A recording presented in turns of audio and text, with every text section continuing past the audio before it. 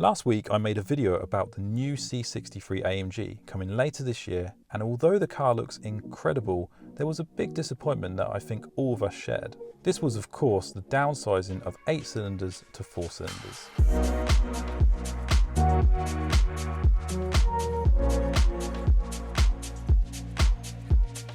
The ferocious V8 engine has always been the staple of the C63, and so many AMG fans were really disappointed to hear that it will feature a new 4-cylinder engine. In a nutshell, what they've done is they've taken the 450 brake horsepower 4-cylinder engine and paired it with a 204 horsepower electric motor to create a hybrid with over 650 horsepower. But what if they'd kept the V8 engine we all know and love and paired it with the same electric motor? Enter the new AMG GT 63 SE. For this car, Mercedes have done exactly that.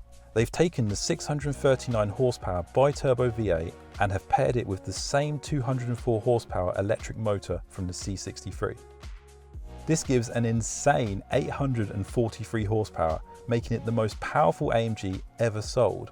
It's also said to have 1,470 Nm of torque, which is absolutely ridiculous. To put things into perspective, that's almost 1,000 more torque than my CLA45s. The crazy thing here is that this is just the tip of the iceberg. If you know AMG, then you know they're going to definitely make a Black Series version of this car, which could honestly be the first AMG production car to leave the factory with 1,000 horsepower. With this car up for sale, this also sheds some more light on how the 204 horsepower electric motor, also featured in the C63, is going to perform. Despite being so powerful, it looks like Mercedes have designed the electronic motor primarily for performance rather than range. Now, I expected this to be able to run solo in electric mode and give you a nice little bit of range of maybe 50 miles or maybe even 200 when you look at other electric cars. But it turns out that this is only going to run 7 miles. This doesn't surprise me as AMG is all about raw power, but I am a little disappointed that we won't get more range, as this could have been a great feature for times when stuck in traffic or on motorways.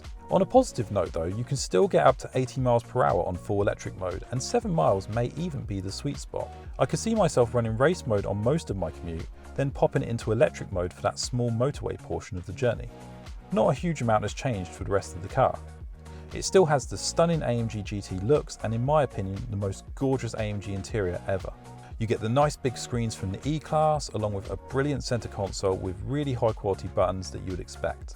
Now, the one drawback here, as you'd expect, is the price. You can configure one of these on the Mercedes website now at a whopping starting price of £174,000.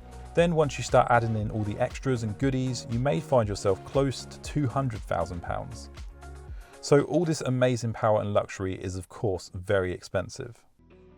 So what do you guys think? I really wish they'd kept the V8 in the new C63 like the AMG GT. To think we would have had a C63 with over 800 horsepower. Now this is of course a ridiculous amount of power, but the biggest reason we wanted to keep the V8 is of course the sound.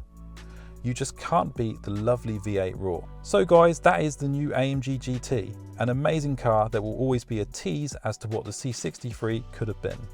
I'm sure the C63 is still going to be an incredible car, but we're all going to miss the V8. Thank you all so much for watching this one guys, I'll see you next time.